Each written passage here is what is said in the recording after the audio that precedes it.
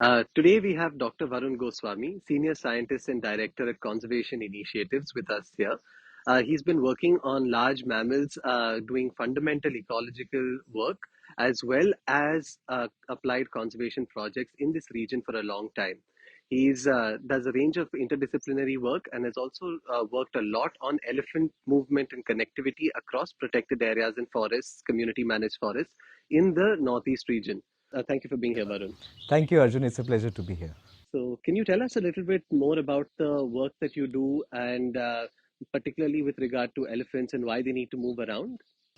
So, do you mean in the Northeast India region or the Kaziranga region in particular, or more broadly? More broadly, and then maybe a little bit about Okay, this so landscape.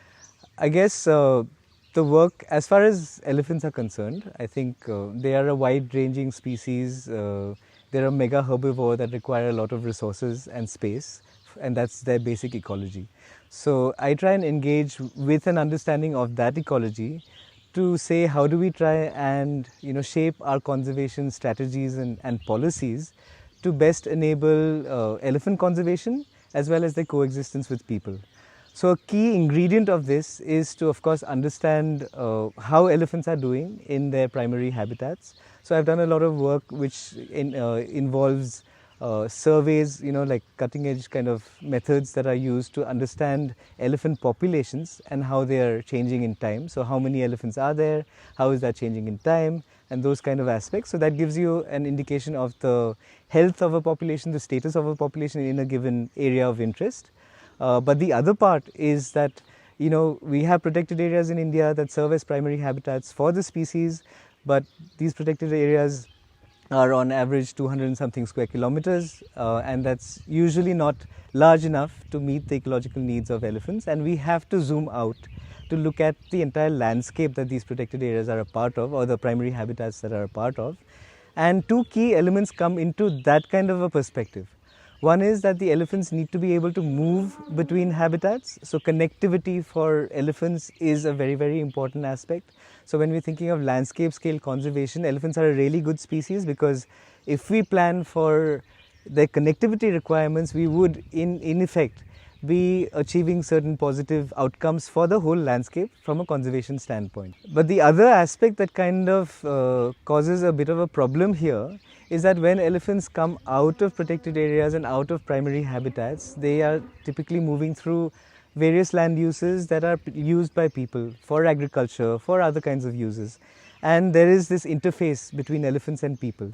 And that can lead to various kinds of interactions. Some of those interactions can be negative and can eventually also lead to conflict between elephants and people. So while we are planning for landscape scale conservation of elephants, we need to keep in mind, one, the connectivity aspect, like I said before, but also the human-elephant interaction and potential conflict aspect, and how do you try and balance these two things. So a lot of my work in different landscapes in Northeast India, as well as work that I've done in South India, have focused on these two key elements. One is understanding elephant populations inside primary habitats and how they are doing, and the other is then kind of coming out to the areas outside of these primary habitats and looking at connectivity and conflict mitigation, such that we can kind of plan for landscape scale conservation strategies for the species and their coexistence with people. That's a very interesting idea because generally, when this is viewed, it's viewed all in the same bracket and not really as opposing to each other in some cases, as you've mentioned and you've studied previously. For instance, the conflict mitigation measures could sometimes hinder connectivity, which could then in turn impact elephant populations and well being. So, can you tell us a little bit more about that, maybe giving us an example? Sure, absolutely. So yeah, so when we think about connectivity and conflict mitigation, effectively these are both elements of the conservation domain. So somewhere, you might have a view that, okay, if you're trying to achieve connectivity conservation or you're trying to mitigate conflict, you are effectively working towards the conservation of the species in mind. In this case, let's talk about elephants, right? But like you very rightly said, that there can be a trade-off between these two conservation priorities. You want to, on the one hand, enable elephants to be able to move between their habitats to meet their ecological needs, but while doing so, elephants might come into contact with people, and this can have negative implications, including conflict with people. So then a potential increase in connectivity or movement of animals can lead to higher levels of interactions and potential conflict with people. So that's one side. On the other side, like you said, if conflict mitigation strategies are those that are aimed at trying to keep elephants, let's say, in their primary habitats, and like, so we tend to see a lot of use of fences and trenches as a conflict mitigation strategy to try and keep the elephants inside their primary habitat and not have that interface with people. But when you're doing that, you're effectively then restricting elephants to habitats that are not large enough to meet their ecological needs, and that can lead to a whole sort different kinds of impacts for the elephants, from inbreeding to other kinds of problems, and they are not going to be able to persist in these small habitats that do not provide enough space and resources for the species. So clearly we need to have ways by which we can kind of find a balance between these two potentially contradictory kind of requirements for elephant conservation. And to give you a concrete example of this, and this is based on the work that we have done, my colleagues and I have done in the state of Karnataka in South India. So there's an elephant reserve called Mysore Elephant Reserve, which is one of the primary kind of landscapes for elephants. It's got one of the largest populations of Asian elephants anywhere in the wild. And there are a few key protected areas that serve as primary habitats for the species. So Nagarhole and Bandipur National Parks, for example, are like at the center of this landscape in terms of supporting a healthy elephant population. But these habitats are not sufficient, like I've been saying earlier, to meet the ecological needs of elephants, and they tend to move between such habitats and other habitats like Bhadra Wildlife Sanctuary, which is to the north, or Banerghata, Kaveri Wildlife Sanctuary and Banerghata Wildlife Sanctuary or National Park, which are to the east of Nagarhole and Bandipur. So we want to be able to ensure that this connectivity and this movement of elephants continues in the landscape, such that the population in the landscape is a healthy population. But what has happened is that there's also, like I said, a lot of negative interactions, loss of economic losses for people, because elephants, as they come out to areas which are agricultural areas, they may feed on forage on agricultural crops, and that can lead to economic losses for people. So there is this element which can lead to conflict between elephants and people, and to mitigate that, a primary strategy that has been adopted is to have trenches and fences along the boundaries of, let's say, Nagarhole and Bandipur. So what we've shown through a joint assessment of this connectivity element and the conflict element, we've done an extensive survey to look at spatial locations where elephants are moving through, spatial locations where conflict is happening, interviewing more than 9,000 people across this entire landscape. It's about a pretty large landscape, 6,000 square kilometers odd. And what we found is the areas where these fences and trenches are happen to coincide with areas that are really, really important for elephant movement. So effectively, this can then have that negative impact that I was talking about in terms of kind of hemming in the elephant population into smaller habitats than is sustainable. So our work has actually shown that any landscape where you have this kind of an interface and a mosaic of different kinds of elements, spatial elements, you can have different strategies depending on where you are in space. So you could have certain places that are not important for elephant movement, right? But where you're seeing conflict. So those kind of places, it would make sense to try and restrict elephants to get to those places, because you want to prioritize conflict mitigation and minimize the losses for people, right? Then you can have, on the flip side, you can have places which are really important for elephant connectivity but face minimal conflict. There are certain kinds of land uses that are just naturally not, as conflict prone as compared to others. So potentially you can kind of prioritize elephant movement through those areas without really having to, have a major, conflict mitigation element or strategy in it. Then there are cases where, this is the most difficult one, where it's really important for elephant movement and connectivity, but there also are spaces that have high conflict. So these spaces, we refer to this in our paper that we published in this list last year. We refer to this as the connectivity conflict interface. So this is the most difficult space because here you want to facilitate movement and connectivity, but you also want to mitigate conflict. So the strategies that one would adopt to mitigate conflict might not be one to have fences and trenches, because that's going to hinder connectivity, but rather other kinds of approaches, such as maybe alternative crops that are not as palatable to elephants, and other such strategies which can reduce the economic loss for people and the potential for conflict, while ensuring that elephants are able to still move through. Got it. Oh, that's really interesting and very fascinating that you can see these kind of things across different landscapes. So this was a large study that was done with maybe 6,000 square kilometers, and you've also worked here in in the Kaziranga landscape, which was I think 21,000 square kilometers. So given that you've seen these large landscapes and have this zoomed out perspective, to what degree do you think it is a matter of providing structural connectivity in the form of forest cover and trees, etc., for elephants to move through? And to what degree do you think it is more about culture, which is, you've also, I think, done some qualitative and quantitative sociological work in the tea estates, looking at people's attitudes and willingness to conserve, etc. So, to what degree do you think these two forces are applicable in the landscape that we're in right now? It's a really, really interesting question. Thanks for that. So I guess I will zoom in from the. So you were very right in talking about a 21,000 square kilometer landscape that we looked at for connectivity.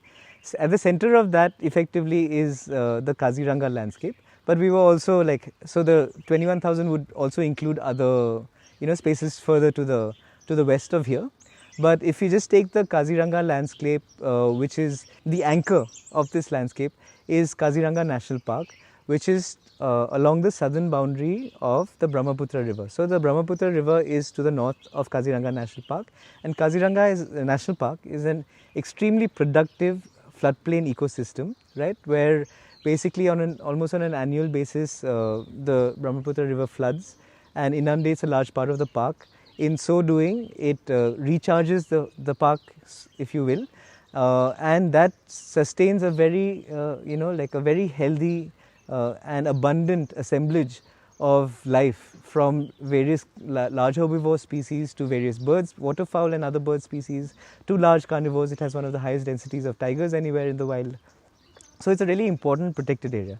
But also, a key element here is that when the park gets flooded, and sometimes you might have as much as 90% of the park underwater, clearly the animals that are there, that are enjoying the benefits of this productive ecosystem, also have to find a way to cope with this period of difficulty, right? And how do they do that? They basically migrate southwards, because south of Kaziranga National Park there's a national highway that's going all along it, and once you cross that national highway, you have tea estates and you have the highlands of Karbi Anglong, and these highlands of Karbi Anglong are mostly forested. So between the tea estates and the Karbi Anglong forest, there's a lot of refuge that all of these animals can get during the periods of flood. So this movement between Kaziranga and Karbi Anglong is a very critical element of conserving and sustaining this landscape and the health of the landscape over time.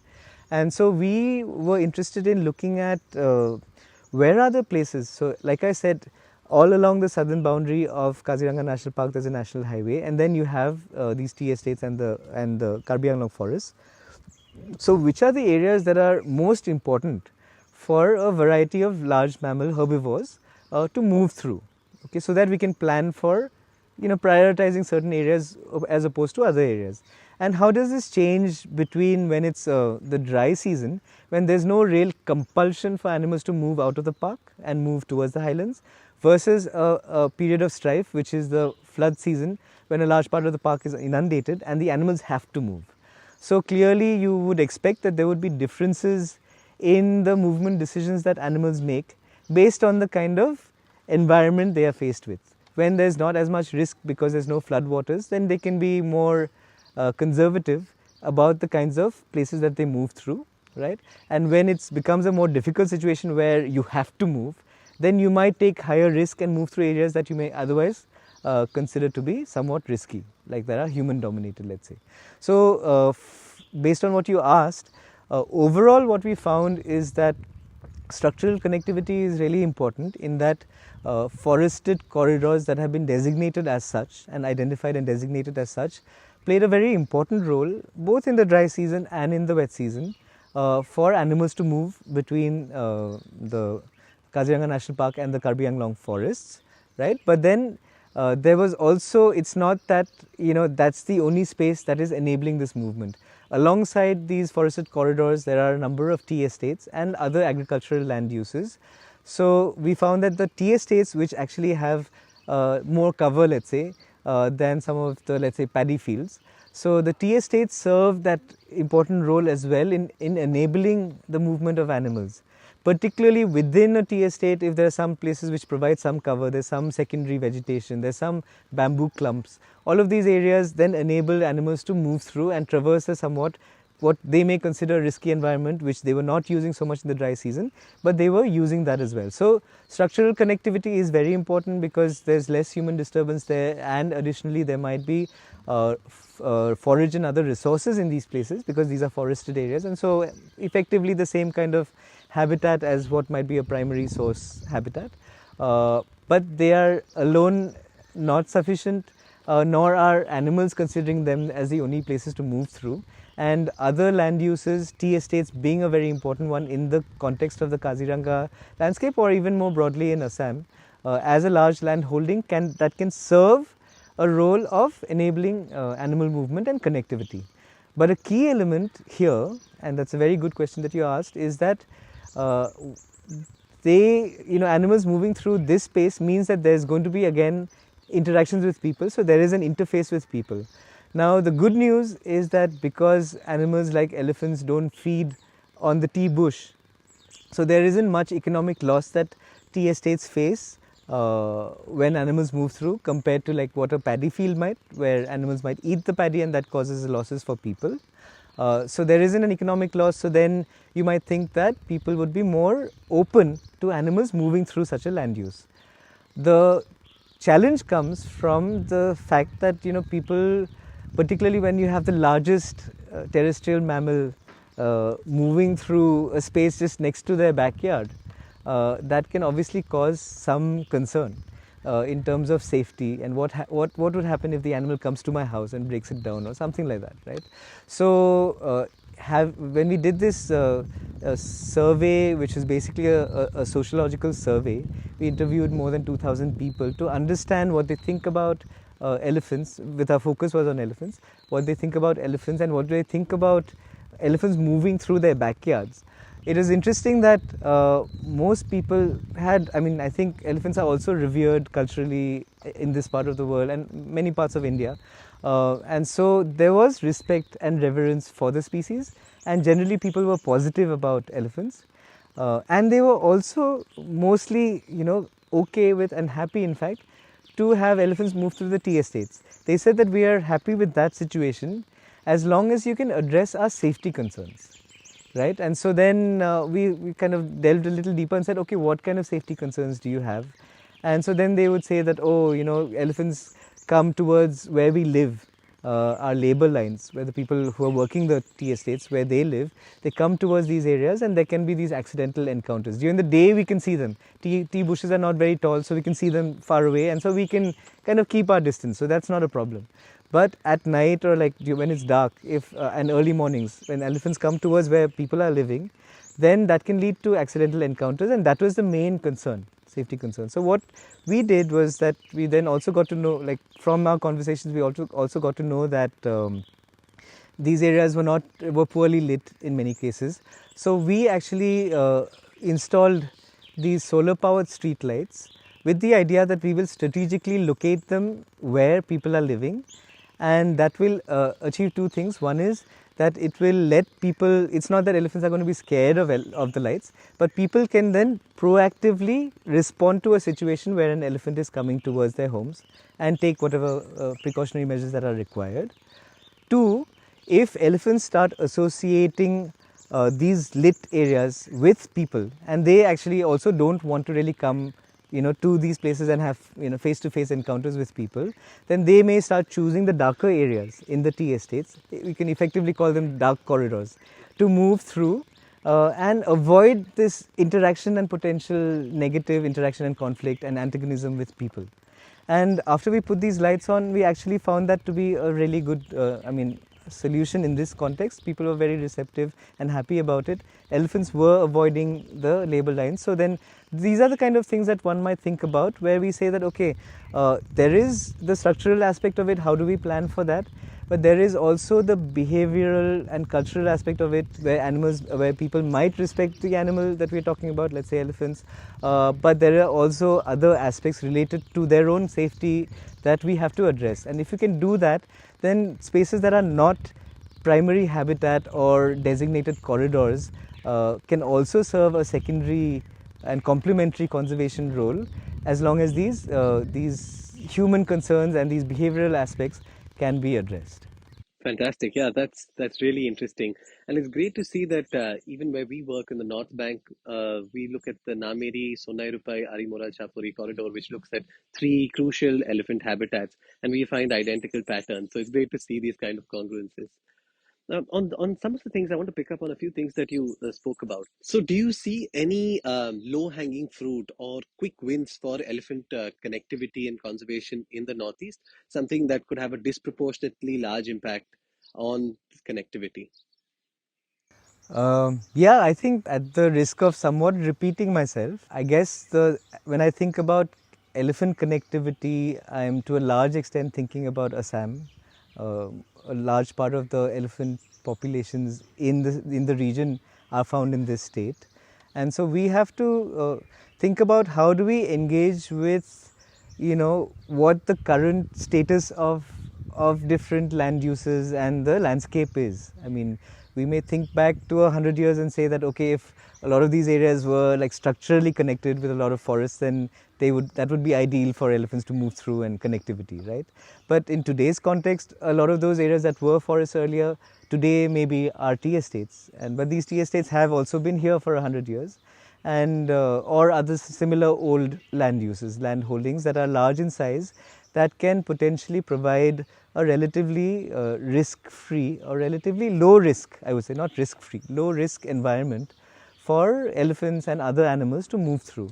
Now, I think the low-hanging fruit here really is to engage with the tea fraternity, because I think that's a large land holding that, like I said earlier, doesn't face a lot of economic loss unless there are antagonistic ways in which people respond to species like elephants moving through, when there can be accidents and there can be other issues. So if you're able to kind of manage that behavioral space of how people interact with elephants and elephants interact with people, and we can try and keep that to be as non-antagonistic as possible, and I think that's quite possible to do, I feel. Then tea estates are really that low-hanging fruit that you asked about, because you can pretty much then extend the scope of conservation beyond the areas that we are primarily interested in, which are the protected areas and other primary habitats for the species, to these kind of multi-use land uses and landscapes, and achieve connectivity at that scale. Fantastic. Yeah, that's really interesting. Like again, at the risk of repeating myself as well, in the North Bank of Assam, where there are a lot of tea estates, we see these patterns play themselves out exactly, including some patches which we would presume to be not really habitat for elephants per se, but what is known as hulas in Assamese, low-lying areas where tea cannot be cultivated within this, where there's a lot of secondary vegetation coming up. They seem to be, potentially forage areas as well, and are playing similar roles. So, and that kind of goes back to the human behavior aspect of this entire question. Yeah. And So take, if I can yeah, just add yeah, over there, I mean, elephants, we also have to recognize, since we've been mostly talking about elephants, elephants are a generalist herbivore. They can actually, I mean, they need to eat a lot, but they can eat a lot of different things, right? So these hulas and other areas that are not going to be cultivated for tea they don't eat. But if they provide some of that forage requirement for the species, and if we can work with tea estates or tea companies to have that management kind of practice in place, Right. wherein I mean, as it is, I think there is a requirement for tea estates to keep some part of their land aside Correct. from plantations and keep them natural. Correct. So that's anyway a requirement. Right. So if we can but just work with tea estate management to make sure, like, shape that in a way which Absolutely. is most suitable for species like elephants, then we really can, get a like have a win-win kind of Absolutely. solution. Absolutely. I think, and these eco certifications are a big lever for these kind of movements as Absolutely. well, Yeah. creating these win-win Yeah. situations. That's really interesting. I want to also pick your, pull out a point that we had spoken about in our previous conversations about, in some sense, taking the elephant's perspective on connectivity as well, which is when we were looking and discussing elephant movement across forests and tea estates and agricultural fields in the North Bank. They chose to move through low-lying areas, essentially the plains, the floodplains, rather than the hills that are adjacent to it and have virtually no human habitation, whereas the plains do. So can you tell us a little bit about that and from your work in the Garo Hills where you looked at elephant movement on slopes? Yeah, absolutely. So I guess that kind of boils down to elephant ecology and their foraging ecology, to be specific. Like I said earlier, they require a lot of food per day to sustain themselves. And if you compare like the lower lying areas, the floodplain areas, there's just that much more for elephants to eat there. I mean, and I'm not just talking about agricultural areas, I'm talking about even in terms of natural forage. What we may think is a somewhat secondary vegetation, somewhat disturbed area, actually has more for elephants to eat depending on the context. In many cases, it has more for them to eat than a primary evergreen forest would offer. A primary evergreen forest has a lot of secondary compounds in all the different plants that are there, and elephants have to really pick and choose what resources that they can kind of get out of those places. So that's one aspect. And two is that if they're like trying to move from, let's say, one habitat to another, and on the one hand, and specifically talking about the North Bank landscape, on the one hand they have an option of moving along the northern kind of a northern route which takes them through these what do you call it, rugged kind of hilly areas, and a southern route which takes them through a much milder, gentler slopes and flat areas which have also more resources. Then if you take the human element out of it, they would choose the second 100 times out of 100 times, right? They would rarely ever choose to move through the higher difficult areas. Now that's where the complication comes in, from the fact that there's a strong, much stronger human footprint in the lower lying areas, right? So it's really a toss up that I guess different elephant individuals or herds might make. Some, especially herds with younger individuals, might choose not to take that risk of having come to having be in a situation where they may come face to face with people and might take the even though there's less to eat, take the hillier route. But that's going to be less likely to be the case, and more often, and elephants will probably kind of prioritize their food requirements and just decide to take the risk of potential negative interactions with people. So I think that's what you're probably seeing in the North Bank landscape as well, where I think elephants are using the lower lying floodplain areas more. That's really, really interesting. Another question, somewhat unrelated, is that in general discourse and conversations these days, there is this idea that elephant numbers are growing a lot greater due to many reasons. Some say increased conservation effectiveness, some say reduced offtake, where people used to earlier take elephants out into captivity, and so a host of reasons. But the general idea is that elephant numbers are increasing and that forests cannot sustain them because the population has shot past the carrying capacity. So, can you just tell us a little bit more on this? Do you know any work that's being done? What are your thoughts? Yeah, there's no denying the fact that there have been, areas that have sustained important elephant populations that have been relatively risk-free because they are protected and they have good resources. Like Kaziranga National Park would be one example of that. So in these places you have healthy populations, and if you have healthy populations, you expect or hope that they may be at least stable, if not growing.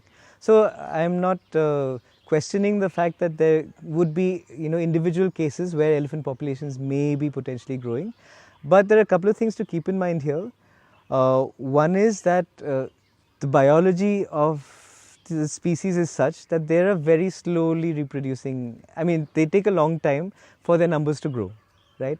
So it cannot grow very quickly.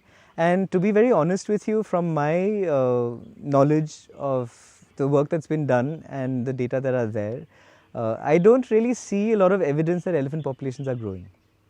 I think in many important habitats, even work that I've been a part of in, let's say, a key habitat that I talked about earlier, Nagarhole and Bandipur National Parks in the state of Karnataka and South India, over a period of 20 years of surveys using, like really good methods like line transect surveys, we found that the elephant population there, the density of elephants has remained stable at about, 2 elephants per square kilometer. We've done a survey in Kaziranga. We have been actually monitoring the elephant population here, and our estimates from our 2017 survey, and we used photographic capture recapture survey, so where we identify individual elephants, and based on that we get a sense of what's happening with the population. So in that case also our overall estimates suggest that there's a density of about 1 elephant per square kilometer in Kaziranga National Park and adjoining areas. And that seems to be consistent with what was estimated, like 20 years ago, right? So these two examples suggest to me that they are not cases, these are really probably the best elephant habitats in the country. And they, in both cases, we find stable populations, which is great news, but not growing populations. What I would argue is that while we have stable elephant populations, their habitats have been reducing and shrinking and disappearing at a very rapid rate, at a much more rapid rate than the rate at which an elephant population can increase and maybe even like grow by 1.5 times or whatever it is, right? So as a result of which, we may see elephants a lot more frequently than we may have been seeing them before. So just imagine if elephants like live, let's say, to an age of about 60 years, right? So if you had a population of elephants or even a herd of elephants that was in a small forested patch, right? And it was thick forest, and if you were near that forest area, you may not see them because of the cover. That was, let's say, 40 years ago. In the meantime, that forest has been lost. And the same elephants are still there. But now you see them a lot more frequently. And you may say that, oh, I never used to see elephants earlier, or I used to see like 1 or 2 elephants because of a visibility detection issue. But today I'm seeing like 20, 30, 40 elephants. And so I have a sense that, oh, this elephant population seems to be growing. Right. But that may not be the case. And in many cases, I think it's more a function of reduction, like the North Bank landscape that you talked about, where we have lost a lot of forest cover. So that would be an example of where you might see the same elephants roaming around that space, but earlier they just went undetected, and today they're being seen much more, they're more visible, and with the resources getting limited because forests are being lost, they may come into human spaces a lot more often. So then that also increases the visibility of these animals. So that may give people a feeling that elephant numbers are growing. And the other aspect also, just to quickly say, is that in these risky environments, elephants tend to also like take solace in or security in numbers. So they group together and form larger, like groups that move through these risky environments. So people may say, oh, earlier I used to see like groups of 5, 6 elephants. Today I see groups of like 40 elephants together, right? But that again doesn't mean that the elephant population has grown. So basically there may be cases where elephant populations are growing, but by and large, if you look at all of India, there are many cases where populations are stable, and there are in fact cases where elephant numbers are going down. Right. So on average, I don't think I would agree with a statement that elephant numbers are increasing in this country. I see. Oh, that's really, really true, and I think absolutely. And again, harking back to the North Bank, a familiar landscape for me. When we are looking at elephants in these human-dominated areas, we've seen 89 elephants, and once they are in the protected area, they splinter off into groups of 10 to 15, at the most 20. Mm-hmm. So exactly these kind of things. There's strength in unity. Yes, absolutely. Yeah. I mean, they have what is referred to as a fission-fusion social dynamic system. So they come together, they break away depending on what they need to do. If they're foraging, they may break away. When they're coming together for moving through risky environments, they may like fuse Absolutely. together. So yeah, Absolutely. yeah. So, if you had to be an elephant in any landscape in Assam, where would you be? I'd be in Kaziranga. Great, great. All right, thanks for being here, Varun. That was a super fun talk, and I'm glad we could do this. Thank you. It was a pleasure.